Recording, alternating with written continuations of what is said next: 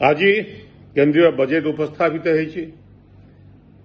केंद्रीय बजेट को ध्यान सह देखुली, आशा करुली जे ओडिशा न्याय पाइब बोली केंद्रीय बजेट रे बजेट देखला परे सुनिला परे प्रत्येक ओडिशावासी आज दुखित मर्माहत एवं हताश होती।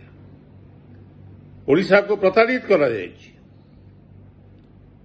अन्य राज्य को साहाय्य दिया जाऊ कहारी आपत्ति ना, किंतु प्राथमिकता होची ओडिशा प्रथमे विचार को निया जावा उचित। केवल यही दृष्टि नुहे जे बीजेपी बहु संख्यार लोके बीजेपी को भोट देइछंती बोली, किंतु ओडिशार वस्तुस्थिति संपर्क में जदि आलोचना करा जाए, ओडिशा गरीबी रे देश रे एक नंबर, अनग्रसरता रे आमे एक नंबर, मुंड पिछा आरे आमे सबुठु तले देश रे, कृषि उत्पादन रे मध्य आमे बहु पछार रही, दादन खटिबारे आमे भारत वर्ष रे एक नंबर होइछु। ओडिशार गरीबी को ए बजेट उपहास करिछि। आमे आशा करूथलु जे डबल इंजिन सरकार दिल्ली रे एवं राज्य रे ओडिशावासींकर मौलिक समस्या उपरे किछि व्यवस्था करिवे बोली बजेट रे। बिहार कि आंध्र प्रदेश रे राजनीतिक दृष्टिकोण कौन विचार करा जायछि मु ता भितर को जीवा को चाहे ना। अन्य राज्य तांकर हक पाई लड़ाई करछंती एवं सेमाने पाइले मोर किछि आपत्ति नाही कि कहार किछि आपत्ति रहिबा उचित नुहे, किंतु ओडिशा को जो अन्याय करा गला आठो बड़ी दुखर कथा किछि न थाई पारे। ओडिशावासी अपेक्षा करिथिले जे केंद्रीय बजेट आसिले बहुत किछि आसिबो।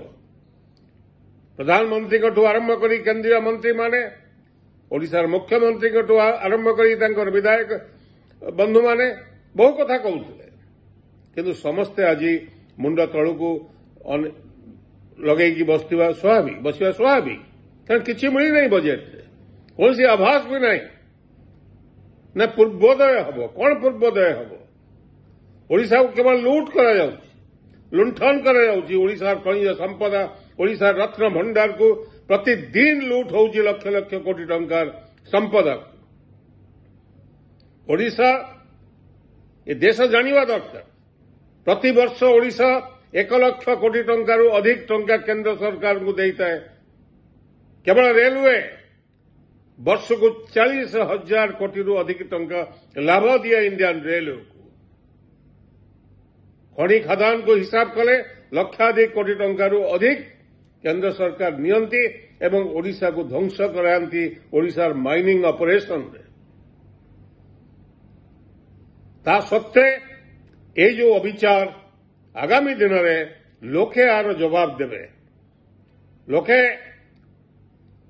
जो अन्याय है एवं ओडिशा को जो बड़ी भाव व्यवहार करागला ता विरुद्ध प्रतिवाद स्वर आगामी दिन में ओडिशावासी आहरी तीक्ष्ण हम एथरे कौन सन्देह ना। आशा करे ओडिशार प्रत्येक युवक छात्र, साधारण मनीष, इंटेलिजेंसिया ए संपर्क करे मत दृढ़ भाव ए अन्याय प्रतिवाद करने आगे आसवे।